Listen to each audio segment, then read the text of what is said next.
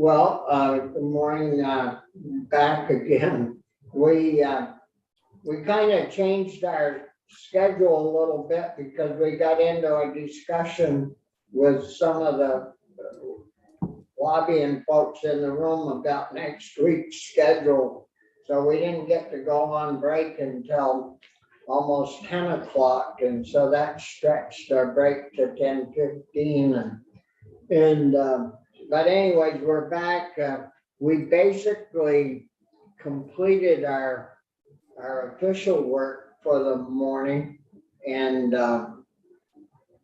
maybe Linda, you could go over the schedule for what we've got planned for Tuesday and Wednesday of next week.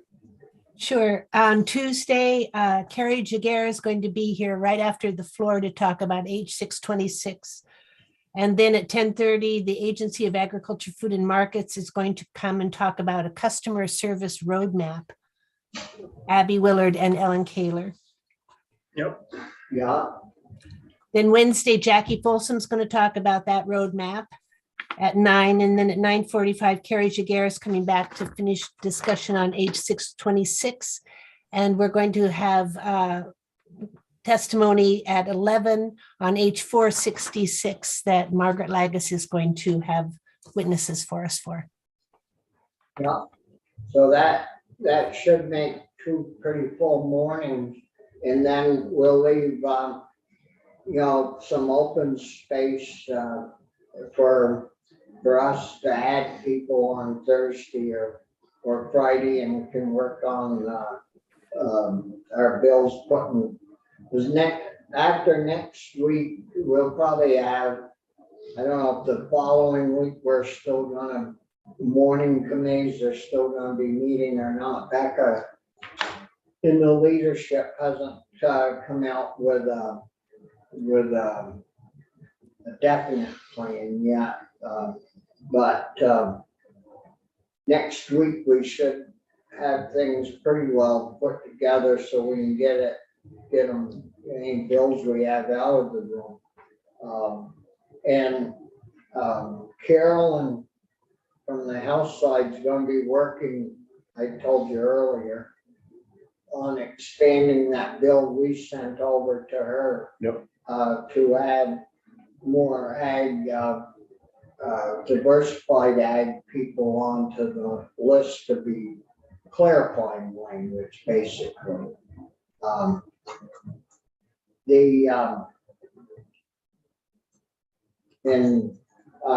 Yesterday we were going through the House budget bill, and there's quite a lot of money in there for Ryan on ecosystems and soil health, and so that was good that because nobody reported that to us, but that's in part of their bill.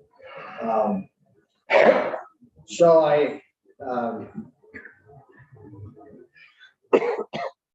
Linda, when did we have people coming in, Gus and that crew coming?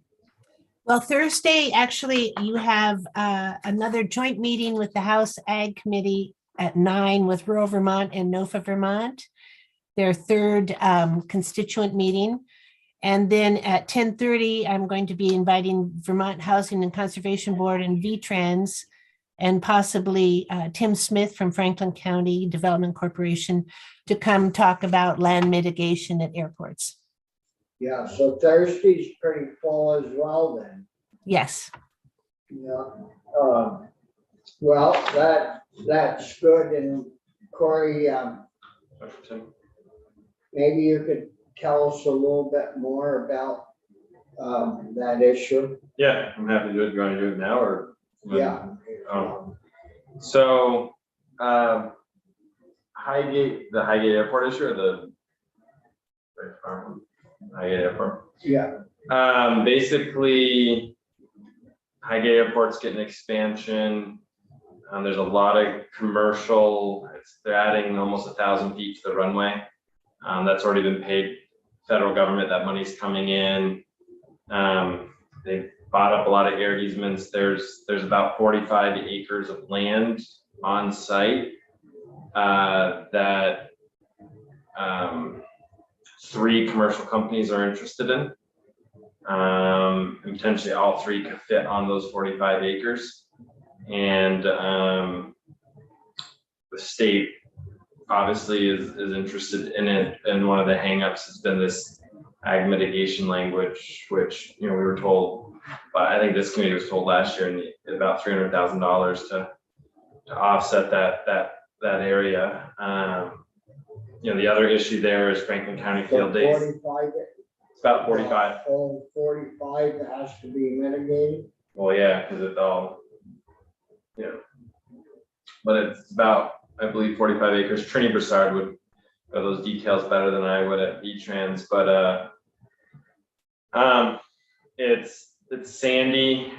It's the current home of Pearson might have actually gone to it at one point when the Grateful Dead was there in the mid-90s, if he was in Vermont at the time. But it was where the Grateful Dead concert was in Highgate. Wow. And Then there's reason to cause mitigation. yeah. Yeah, right. But all that land does now is host field days 1 day a week, but Field Days doesn't own the lands. We're working with V-Trans and others to find a permanent home for Franklin County Field Days. But it could be a big development in there. There's a lot of, there's you know, a company in Vermont that everyone seems to be pretty excited about, except the DRB in South Burlington that has interest in it eventually being up there. And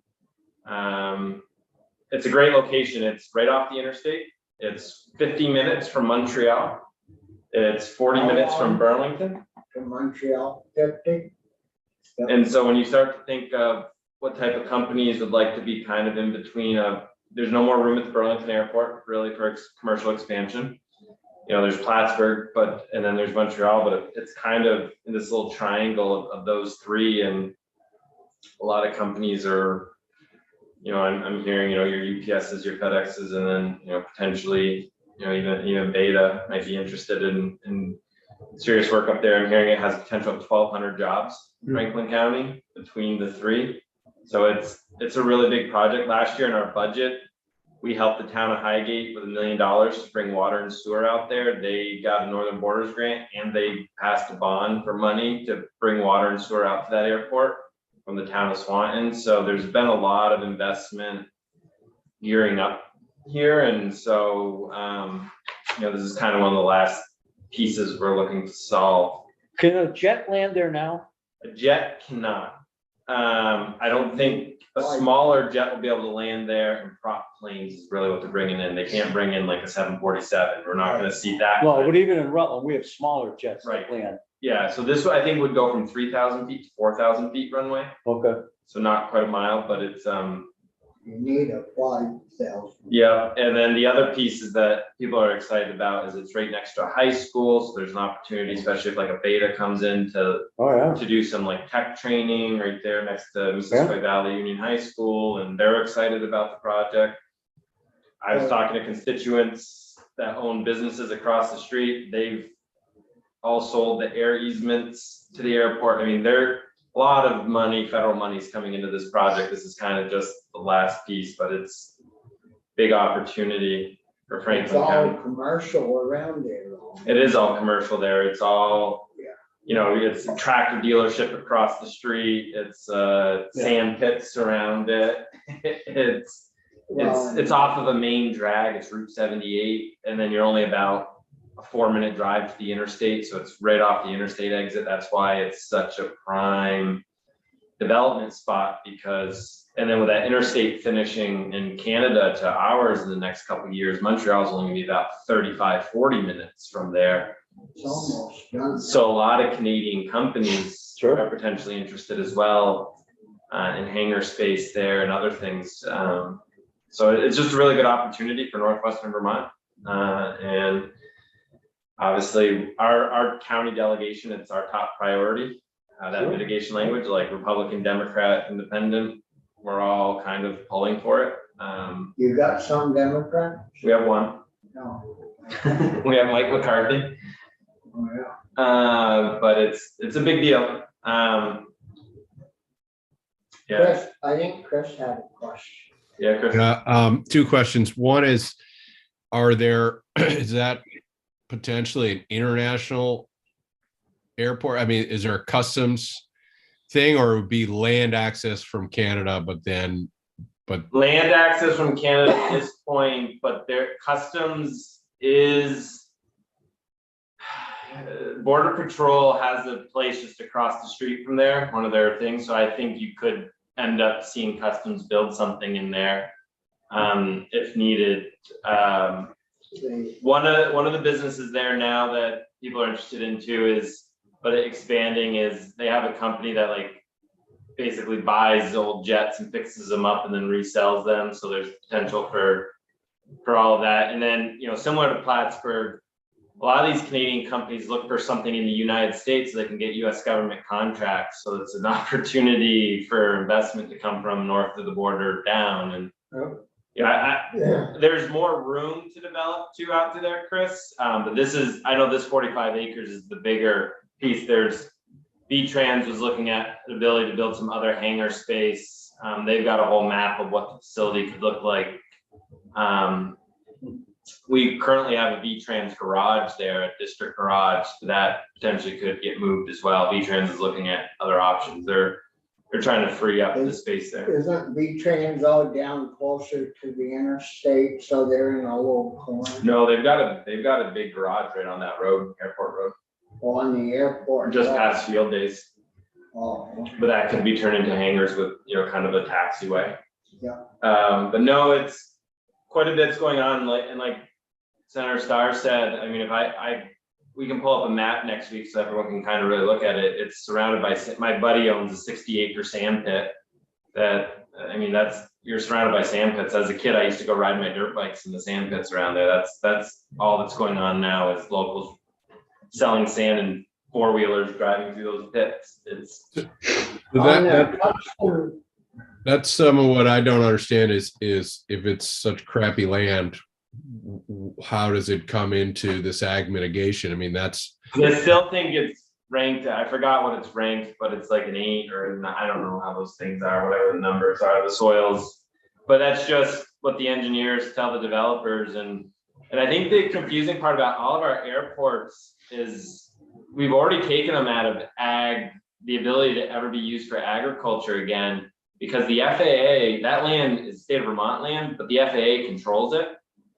And the FAA does not allow crops to be grown on those properties because it could bring in deer or other things that could wander out onto the runway and birds. And so we've already made a policy decision at some point when we made these airports that we weren't going to let them be agricultural land anymore. We're not taking land that's not part of the airport, bringing it on and saying we don't want to pay mitigation on that. We're just saying current airport land is, you know, shouldn't have to pay this fee. I mean, So how do we get it undetermined as a prime ag soil? I think what we do is the bill I originally had that the House committee passed is that all state airport land just is exempt from this fee. And we did it that way, one, because if it was fair for us, it's fair for everybody, but V-Trans has projects at other airports, and their concern is at the other airports too, is it's not ag soil anymore in the sense that it's being used from agriculture and we're taking it out of agricultural use. It can never be used for that until the FAA throws up the airport, which they're not likely to do. But all the land around, even if it's good soils around that the Rutland Airport is, you can't put corn in there, you can't graze cows there. So it's the whole point of the ag mitigation and all of I think our thought process would be is you have this land that's currently a farm or could be a farm, and we don't want it turned into houses without conserving some other land or other businesses, but we've already taken this out of agricultural use. And the way the customs works at home at our airport in Coventry, and we get 35, 40 passenger sized jets in there. There's a deal that they call into the customs en route, and they file a paper with them, and then customs drives to the airport and checks them in.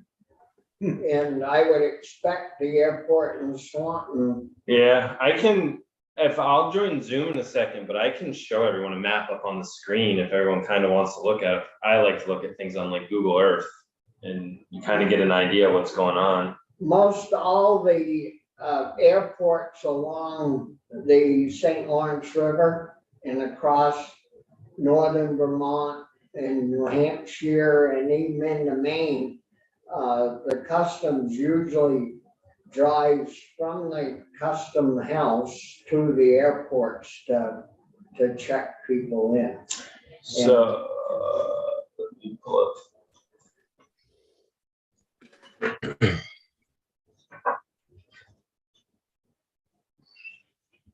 I'm signing in my email. So we already have language in. I've got a bill sending Chris Bray's committee and You haven't gotten it out? I gave testimony on it, but he didn't love it.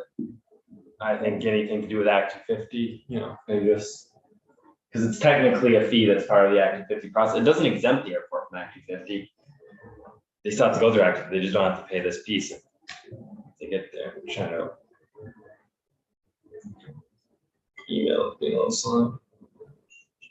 Corey, you're going to have to join the Zoom meeting in order to. Yeah, that's what I'm gonna do, and then if you could just make me a host, I guess. Sure. But I'll turn down my volume, mute myself when I join. Well, we've got to go on the floor at 11:30. I'll have it up. So you better pick up the pace here. Got it. You're Read. supposed to be a computer whiz, and I'm not a computer whiz, I'm just a millennial. That's what Mitzi put me on, energy and technology. She goes, "You're good with that stuff, right?" And I go, "No, is this the thing because I'm 25 years old? You assume I'm good with this?" And she's like, "Yeah, He's been at it since he was 5 years old, and he still can't do it. I'm trying to get in." Yeah, thanks. That's why I'm on joint tech oversight. It's ages, Corey. Yeah, I know. You've already gotten it, Chris? All right. Linda, can you make me yep. You could just send me. I could share if that makes your life easier. No, I've got it right here.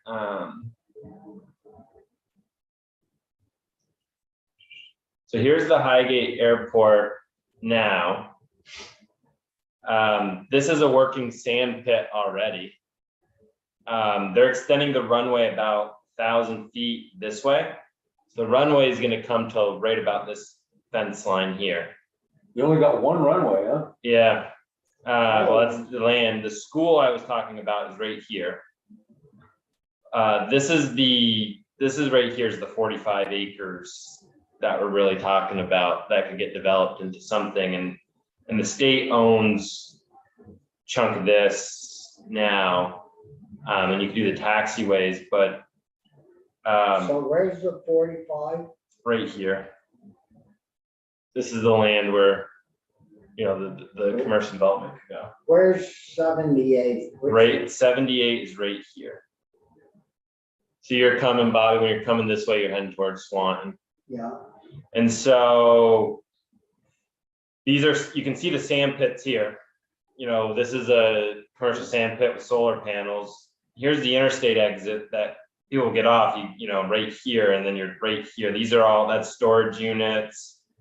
That's a body shop. You got a factory here, not immigration, but border patrols here. You got a tractor dealership here. This is private property here, but they understand what they're sitting on, and I think they're trying to negotiate pretty tough with the state on. there's an oil dealer there too somewhere. Yeah, right here. There's the oil dealers right here, the fuel oil dealer right here. And then this is mostly school property, so it's not. I think the closest farmland we have is over here on the other side of the interstate. That's parents. Yeah, that's Jack's. What's that big place to the right of the This? tree? Yeah. I don't know what that is, but I think it might be. There's another sand. Pit? There is another sand pit over here. 'Cause Minash had a huge, Yeah, and Andy Leduc owns one over there now. yeah, So, and then just for like people's, just in the close area, I mean, here's Shelburne limestone, which most of you, if you get your driveways done or anything like that with stone. Well, Shelburne limestone, you know, in Chittenden County, but it's Swanton limestone, they own that, so that's a limestone quarry. So, and from a regional perspective, the airport's here, but the Canadian border is like right here. So, yeah, right here. So you're right there to Canada. oh, yeah, So it's there. close. So I could see, you got six, people are like, why would a UPS or a FedEx? It's because they can't do any more in Burlington. It's like they could go here and they got 6 million people just north of the border. So it's a nice location. It's out of the village of Highgate's more here. So it's not like in a village area. And no residential around that airport to speak Very, of. very few. Yeah, so that is. And it's not gonna be heavy traffic, my understanding. I mean, but it's needed. I mean, So it's just that open land near the runway, that tree area to the right that we can see. yeah, I don't think that's impacted at all. I don't think that's their land. So it's just that clump of, Yeah, this open area here. And I can tell you this right here is where a lot of us park for field days. That's sandy. You can't bring your car in there clean. It don't come out clean. oh no, it's all sand. Because we park here for field days and we park here for field days. And it's pretty sandy stuff. Yeah, And then these are all buildings owned, airport now. That V-Trans building, Bobby, I think is this one right here, the V-Trans garage. They got salt sheds and oh, stuff. yeah, but that's way down near the interstate, isn't it? No, this is the field days property here, so it's right next to it, just on the other side of that tree line. Yeah, But they have plans. I missed a morning one day this session to go do a tour, and they've got plans to build in a taxiway that would taxi over to this. So like a plane would land here and then taxi over in here and then go back. But the federal government, it was one of Leahy's earmarks was to expand this. So they got all that money. They're widening it, they're making it wider, and they're adding 1,000 feet to it. And they've just cleared a bunch of trees up in here to get the clearance. So they're doing all the work right now. That runway will be done, I think, in a year or two. yeah. Well, so the big issue that we need to try to deal with is the mitigation. Yeah. We aren't gonna fool with any of the Title 10 shit with Act 250 or any of that. Yeah, I don't know if the mitigation ends up in Title 10. I forgot where it went, but yeah. Yeah. Well, that's a pretty good shot of it. Yeah, And so, gives us an idea. Can you print that? yeah, I can have V-Trans get us a map that we can print out here. And we look at it as they're talking, Yeah, and we'll ask VHCB, and we ought to have somebody maybe to verify the soil types there. I thought I had an email last year that we took testimony on this in April last year. I remember him. Tim Smith came in and talked about it. Oh. It was just becoming an issue, but we wanted more time and people wanted it in a bill. And so that's what we did this year. We came back with a bill to try to go through the process the right way. And Yep. It's gotten caught up. It passed House Ag. House Ag wants the language. Like, it's just, So Ag already dealt with it on their side. yeah, it's stuck in natural resources on their side. Oh, with the, And I'm working with Mike McCarthy, who's in House leadership and from Franklin County, to try to get it unstuck because it got tied to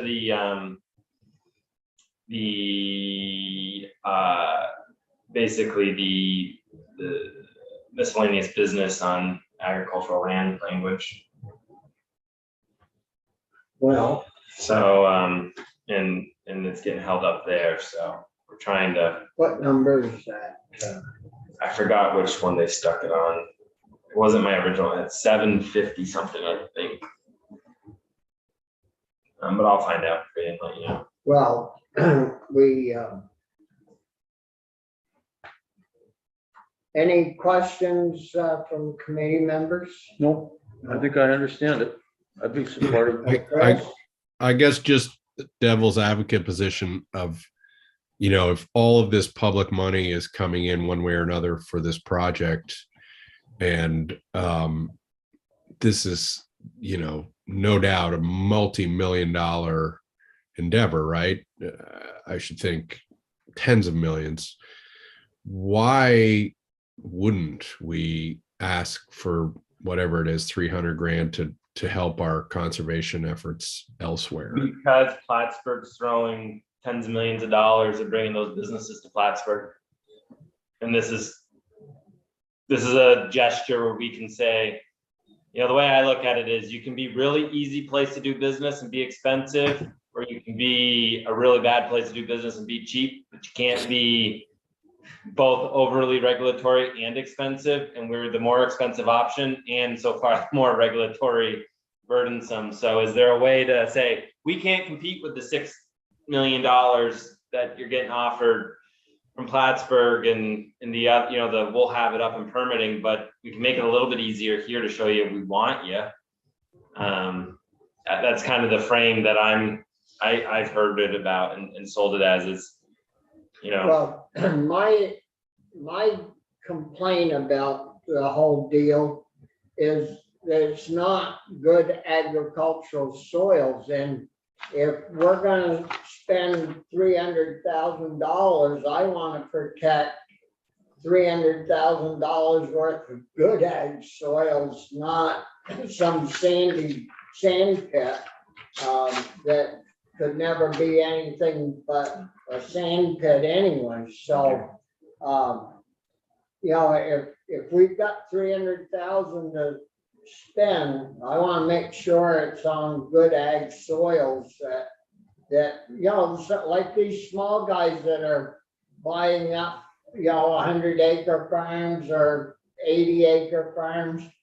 I think that's really important, to keep those small plots open and reasonably priced for the new people, so they can keep it open. And I mean, that's our rural landscape that people come here to see.